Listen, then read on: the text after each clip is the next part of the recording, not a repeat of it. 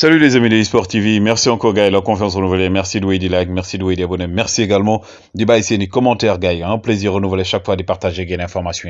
Mbokk Sénégalais fait pour le maintenir 14 régions du Sénégal ak World Cup ñu ngi leen di jaajëfal ñi nekk ci lalu hôpital yi ci kër yi tëdd feebar fàttewuñu leen benn yoon yàlla na suñu borom fëgg seen bopp ñeen wér ak jàmm Gaël ñi nga xam ne aussi dañoo nekk ci kaso yi erreur judiciaire yóbbu leen fa ak giññeel lu ñu def yàlla na suñu borom génn leen fa ngeen dellu seen njaboot ñi fa seen jëf yóbbu également suñu borom xiiraal leen ci yoonu dëgg ngeen jubal leeral ñi dëddu àdduna suñu borom xaalal àjjana fi daw si Gaël te on avance ensemble dans la magie de eSport TV Bild nag gars yi dafa révélé message WhatsApp yi nga xam ne moom la Sadio Mané ak Nagelsmann doon envoyante ki nga xam ne nag mooy Jimmy Carragher moom mi ngi jooy Sadio Mané wax na ne li Liverpool perte mais aussi pendant ce temps aussi ki nga xam ne mooy Pape Alassane Gueye moom demoon na xooli gaynde yi ngeen ko gisee nii Pape Alassane Gueye donc un lion qui retrouve d'autres lions moom mi ngi savourer vacances am au niveau du Sénégal donc l'enfant du Sénégal le digne fils du Sénégal le champion d'Afrique moom comme on dit rek jig na Sénégal donc dafa ñëw Sénégal gagné mo ak mom aussi coupe d'Afrique Pape Gueye également franchi na benen étape parce que mom bu mu jógee coupe d'Afrique ba léegi kii di Sampaoli sax wax nako donc dafa yor dëggantaan ju ko gaynde dëggantaan et donc on espère qu'il va continuer sur cette lancée parce que le Sénégal daf ko soxla ci coupe du monde.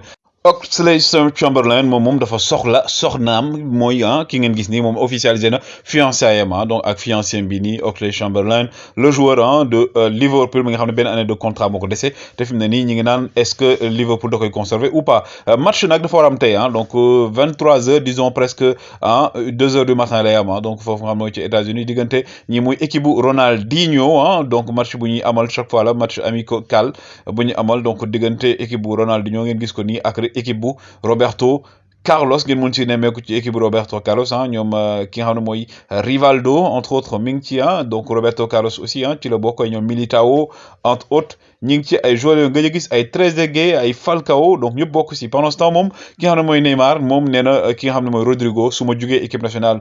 bu Seleção yow laay jox numéro 10 bi yow yaay doon borom loolu la ki nga xam ne mooy Neymar wax Rodrigo parce que nee na Rodrigo mooy successeur am loolu le brésilien moo ko xamale ki nga xam ne aussi mooy donc Minamino moom nag mi ngi gën a jege li nga xam ne mooy donc la principauté bu ñu ko waxee rek xel dem ci Monaco donc moom 17 millions le Liverpool di laaj et qu'actuellement Monaco mi ngi jéem a ñëw ci proposition boobu noonu ki am na nag mooy Asensio moom tamit Liverpool daf ko bëgg a jël selon les informations données par les médias anglais donc kii di Jürgen Klopp nee na moom bu mënee renforcer li nga xam ne mooy aile yi da koy renforcer notamment avec un joueur expérimenté et très talentueux bu mel ne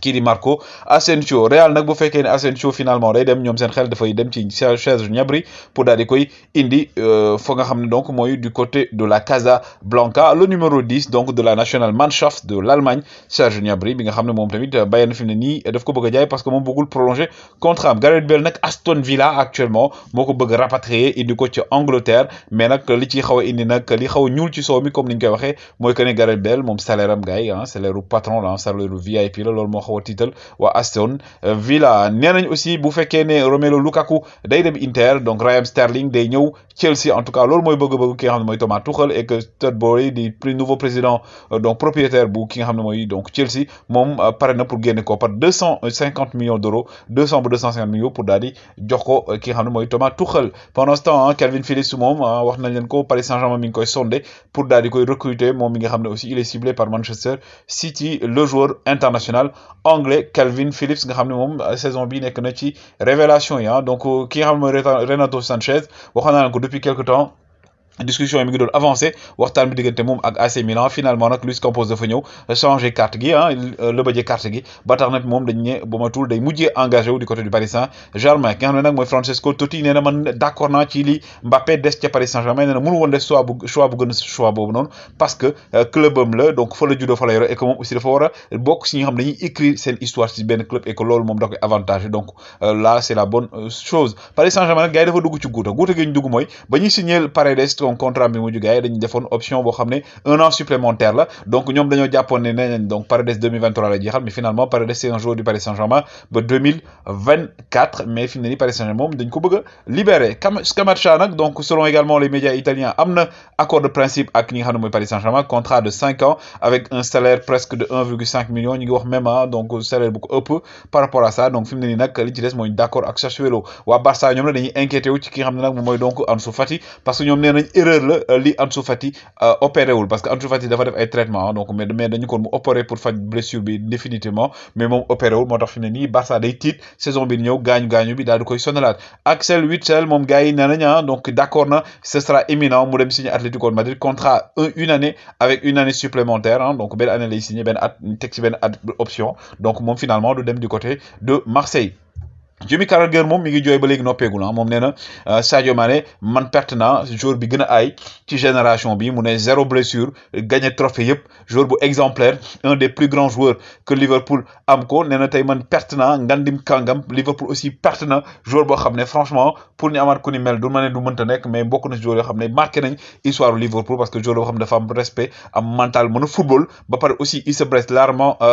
rarement excusez-moi laf cat et donc loolu da ko naqari maillot bi Sadio Mané bon tout dina ko sol saison bi ñëw maillot bi nag donc kii di Footy Airlines moo génn nee na maillot bi moom la donc maillot unique la donc maillot exclusif la boo xam ne waa Bayern dañ koy génne donc bi ni si ginnaaw Mia San Mia donc maillot bi pour rendre hommage seen 10e titre boo xam ne maillot bi nag dañuy compiler maillot yu Bayern monsieur sol yëpp dañuy compiler mixé ko def ko benn maillot donc maillot bi bu moytu Sadio Mané dina ko sol déwéna donc mu nekk exclusivité la pour rendre hommage seen 10e titre loolu la ki nga xam ne donc Footy Airlines ñoom ñoo ko daal di fësal ñii di Bild nag ñoom dañoo fuiteloo li nga xam ne mooy message WhatsApp nee nañ ki nga xam ne mooy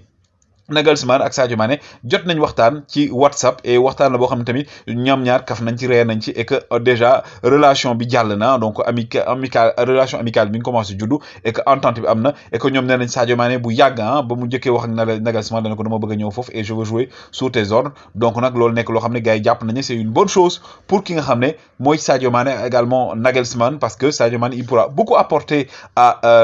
au Bayern de Munich et à Nagelsmann mais Nagelsmann également dina apporter lu bëri Sadio magnifique Mané donc gars yi ñu ngi xaar duo boobu noonu en plus de joueurs allemands yi fa nekk donc tout le monde a envie et a hâte de voir Sadio Mané évoluer du côté de la Bavière du côté donc des Bavarois loolu la ñuy wax donc gars yi c'était les informations donc bu doyul ñu dolli toujours sur la magie de eSport TV am na yeneen exclusivité yu mën a ñëw soo leen ne ñu arrêté ba suba boo leen bëggee ñu defaat beneen incha allah yàlla na yàlla defal jàmm ñu ñëpp la famille s'agrandit et des surprises vont arriver gars yi incha allah rabbi jaa ngeen jëf